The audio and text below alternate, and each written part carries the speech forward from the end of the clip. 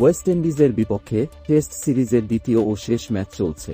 মঙ্গলবার রাতে শেষ টেস্টের চতুর্থ দিনের খেলা অনুষ্ঠিত হবে। চলমান এই সিরিজের পর একটু সময়ও পাবেন না বাংলাদেশের ক্রিকেটাররা।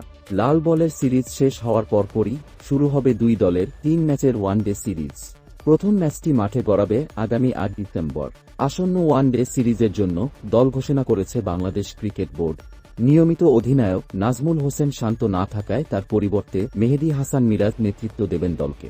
প্রথমবারের মতো ওয়ানডেতে নেতৃত্ব দেবেন মিরাজ।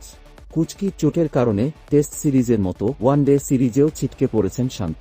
ইনজুরির তালিকায় সবশেষ যুক্ত নাম তাওহিদ হৃদয়ের। এদিকে 1 বছর পর ওয়ানডে দলে ডাক পেয়েছেন আফিফ। জাতীয় দলের জার্সিতে 2023 সালে সবশেষ একদিনের আন্তর্জাতিক ম্যাচ খেলেছেন তিনি। ওয়েস্ট ইন্ডিজের বিপক্ষে বাংলাদেশের ওয়ানডে স্কোয়াড: মেহেদী হাসান মিরাজ অধিনায়ক, লিটন কুমার দাস, তানজিদ হাসান তামিম, সৌম্য সরকার, পারভেজ হোসেন ইমন, মাহমুদুল্লাহ রিয়াদ, জাকের আলী অনিক, আফিফ হোসেন ধ্রুব, রিশাদ হোসেন, নাসুম আহমেদ, তাসকিন আহমেদ, হাসান মাহমুদ, শরীফুল ইসলাম, তানজিম হাসান সাকিব ও নাহিদ রানা। চলমান টেস্ট ম্যাচটি শেষে আগামী 8, 10 ও 12 ডিসেম্বর ওয়ানডে সিরিজের ম্যাচগুলো অনুষ্ঠিত হবে। সবগুলো ম্যাচই সেন্ট কিটসের ওয়ার্নার পার্কে গড়াবে।